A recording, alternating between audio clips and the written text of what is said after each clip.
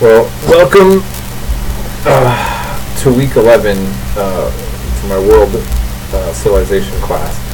And here we are, plowing through. You have a little extra work. I know this week is a little more crammed in. And I'm not going to lie. Here's kind of what really happened. I really thought that the Vikings and the Celts were something that I wanted to incorporate more into this class. And I couldn't find a spot for it. And I just thought it was such an interesting part. And I think that the world of Christianity, especially in the Western world, is so much integrated on top of or grafted from the pagan Celtic and Germanic world in particular. I mean, I should, adding the Slavs would be another aspect, pagan Slavs. This course can't cover it all. And, just like with Asia, I would have liked to have covered Korea, Vietnam, Laos, Thailand, Myanmar,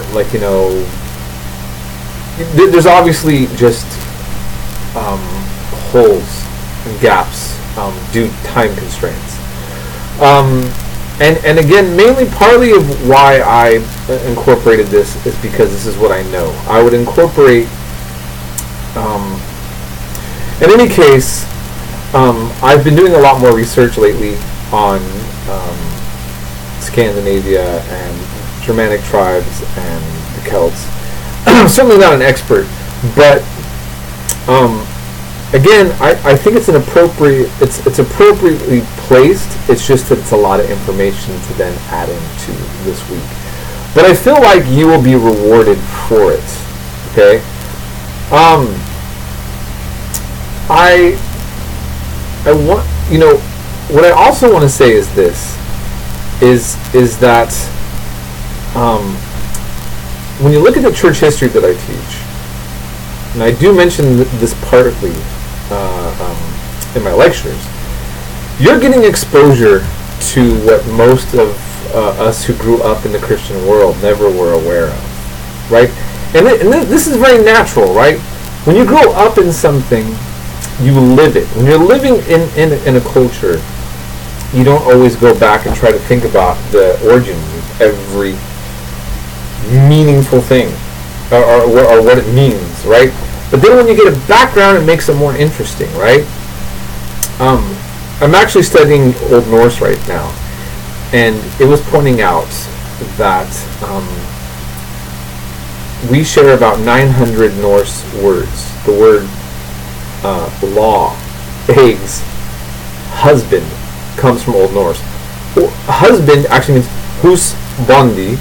I probably said it wrong, but a house bondsman, or the landowner of a house. In other words, the word husband means master of the farm, or master of the house, right? It's not a feminist term. But we're using Viking language every day in the English language. And Christianity, right? When people even joke around and say amen, or even when they say a pejorative, when they use God's name in vain, so to speak, or when they say, when they're saying Jesus Christ, but like an exclamation mark. Even when Christianity is used in a negative way, it's because it's a part of the culture. In a certain sense, even for people who tend to consider themselves not Christian or even anti-Christian, in many ways we are all cultural Christians in certain aspects of our day-to-day life. And so I think that that's very interesting. But I think that one of the other aspects about thinking about like all these different cultures that influenced us, from the Vikings to Celts to Christianity, is it feels good to kind of try to come to an understanding of how this all comes together. The Bible. I do a lecture on how the Bible is formed. That is hard to follow, but it might blow your mind a little bit still, because you don't think of the Bible having the history the way that it is, and to realize how complex and long the history was on consensus about the Bible.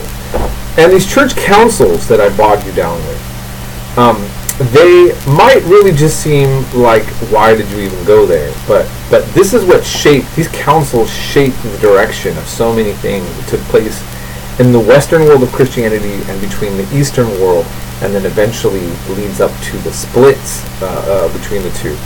And so I just kind of want to, again, just kind of really expose you to this amazing, these amazing historical events that have took place that affect all of us, and yet we wouldn't even think, well, this has any relevance to me. Well, it does. It does. Right now we're living in the United States of America that speaks an English Germanic language. Many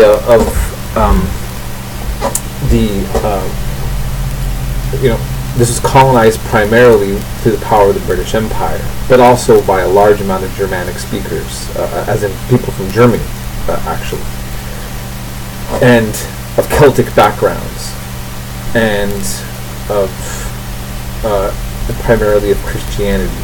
So the Celtic, Germanic / Viking Christian influence is especially present here, for better or for worse, depending on how you want to judge it.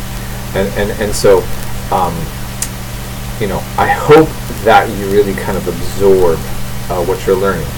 And again, contact me if you need anything. Winter is coming. It's cold up here in Portland, Oregon. I think most of you by now know I'm in Portland, Oregon. It's really cold. And I think it's going to snow like it did last winter. And maybe soon I'm going to have a big fur jacket and a big thing of scotch or vodka and Gandalf tobacco pipe and a fire and some hot cocoa or something. Anyhow, we all do what we got to do to survive, right? So have a good week and be good to yourselves. We'll be in touch.